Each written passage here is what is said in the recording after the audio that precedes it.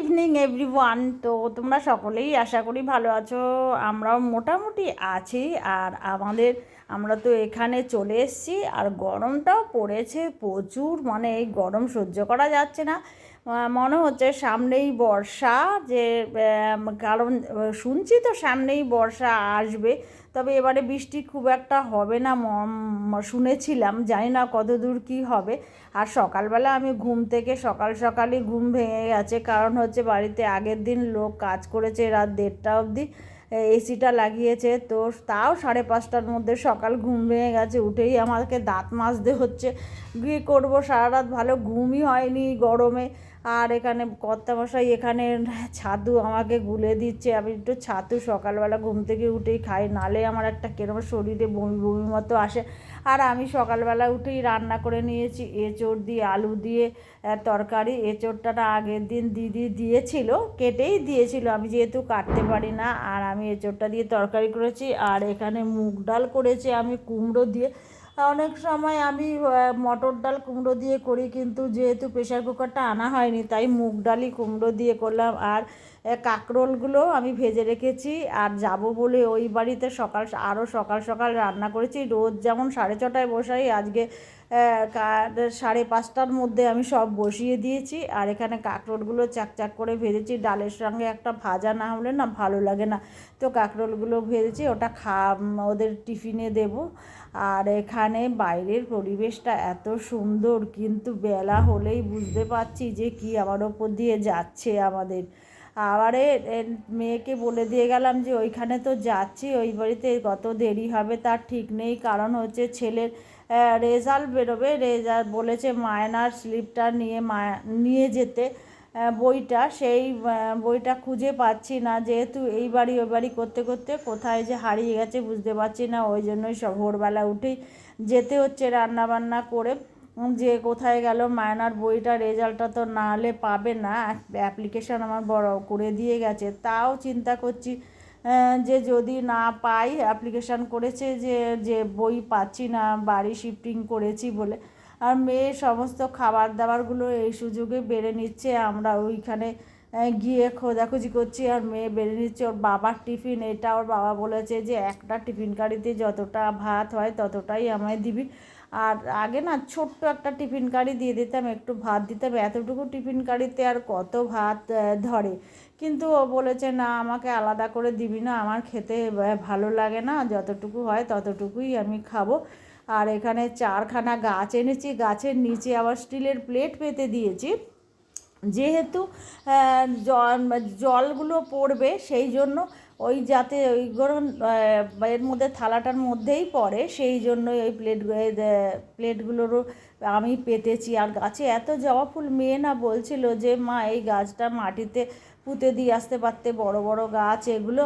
আমি বললাম না, মাটিতে পুঁতে দিলে যে অযত্ন হবে, কেন শুধু শুধু এ করবো, এতদিন তো আমার টবেই গাছগুলো হয়েছিল। বলে এত বড় বড় গাছ কোথায় রাখবে, আমি বলছি এখানেই রাখবো। আর এখানে সকালবেলার বিছনা সমস্ত গোছাগুছি হয়ে গেছে, আর বর আর মেয়ে দুজনেই বেরিয়ে গেছে টিফিন নিয়ে। আর আমি এখানে ঠাকুরকে পুজোটা দিয়ে নিচ্ছি। ভোরবেলা দিতে আমার না সব কিছুই ভোরবেলাই করি আর কি। 8টা 8:30টায় ওরা বেরিয়ে যাওয়ার পরেই আমি স্নান করে তারপরে ঠাকুরকে দিয়ে নিই। আর এখানে সন্ধ্যাবেলা আমি ননদদের বাড়ি যাব, ভিডিওটা আপলোড করব বলে রেডি হয়েছি। এমন সময় আমার ছেলের বন্ধু ফোন করলো যে আমাদের বাড়িতে আসবে, বলছে তোদের বাড়িতে যাব, প্রথমত ফ্ল্যাটটা দেখতে আসবে, একটু গল্প করতে আসবে। আর দ্বিতীয় কথা হচ্ছে ওর একটা খাতা, আমার ছেলের খাতাটা ওর নিয়ে যাবে। ও যেহেতু একই টিচারের কাছে ভর্তি হয়েছে, কিন্তু আমার ছেলে আগে ভর্তি হয়েছে, আর ও সবে একটা ক্লাস করেছে। তো ও বলে দিয়ে গেছিলো যে আমি তোর খাতাটা নেব, কারণ আমি তো 1.5 মাস যাবৎ কোনো ক্লাস করিনি, সেই জন্যই এসেছিলো। আর আমি সেই জন্যই ডিমের অমলেটটা করে দিয়ে তারপরে ননদের বাড়িতে গেলাম। আমি বললাম তুই একটু বস, আমি আসছি এখানে ওর পিসির বাড়ি থেকে, ভিডিওটা দিতে হবে, কারণ আমার ওয়াইফাই কানেকশানটা এখনও আসেনি। আজকে 4 দিন 5 দিন হয়ে গেল, সমানে ফোন করেই যাচ্ছে আসছে না, কিন্তু আজকে বলেছিল আসবে। সেই জন্য আমি অপেক্ষা করছিলাম, কিন্তু যাই হোক কখন আসবে আমি কিছুই জানি না। আর বললাম যে হয়তো আসবে, ওই জন্য ছেলেকেও এখানে রেখে দিয়ে গেছি যে তুই এখানে থাক, আমার একটা ফোন করে দিবি, আমি দৌড়ে চলে আসব। আর ছেলের বন্ধুর সঙ্গে ছেলের একটা ছবি তুললাম, ছবি মানে ভিডিও করলাম। ছেলের বন্ধু তো খুবই খুশি, বলছে আন্টি তুমি আমার ভিডিও করবে? আমি হ্যাঁ তোর ভিডিও করব। তো ও খুব আনন্দ, ওরা একসঙ্গে একদম ছোটোবেলা থেকে ক্লাসে পড়ে। তবে আমার ছেলের আর একটা খুব প্রিয় বন্ধু আছে। আর এখানে মেয়ে ফোন করে বলল, মা আমার খুব খিদে পেয়েছে, বাবা আজকে আসতে দেরি হবে, কিছু আনবে না, আনার নেই, তুমি আমাকে ম্যাগি আমার জন্য করে রাখো। আমি সেই জন্য মেয়ের আর ছেলের জন্য দুজনের জন্যই না একটু ম্যাগি করে রাখছি। ছেলে খুব একটা ম্যাগি খেতে চায় না, তবুও আমি বললাম সন্ধ্যাবেলার টিফিন কি খাবি বাবা, একটু খেয়ে নে। সেই জন্য আমি আবার দুজনের জন্যই ম্যাগি করে রাখলাম। এবার আমি কি খাবো সেটাই হচ্ছে সবথেকে বড় কথা, আমি তো আর ম্যাগি ট্যাগি কিছু খাই না। ওই জন্য মুড়ি একটু ভিজিয়ে নিলাম, আর হিমসাগর আম ছিল, সেই আম দিয়ে আমি মুড়ি, চিনি তো খাই না, যে সেই জন্য এমনি আমটা আর হিমসাগর এখন যথেষ্ট পরিমাণে মিষ্টি, সেই জন্য আমি ওই আম দিয়ে মুড়ি খাবো। অনেক সময় বেশিরভাগ সময় দেখা যায় কি আমি একটু আমুল দুধও এর মধ্যে দিয়ে দিই, খেতে ভালো লাগে বলে। কিন্তু আমি বলি না, আজকে আর কিছু দেবো না, শুধু আমটা দিয়েই খাবো, চিনি তো খেতে পারি না। তবে আমগুলো যা মিষ্টি, চিনি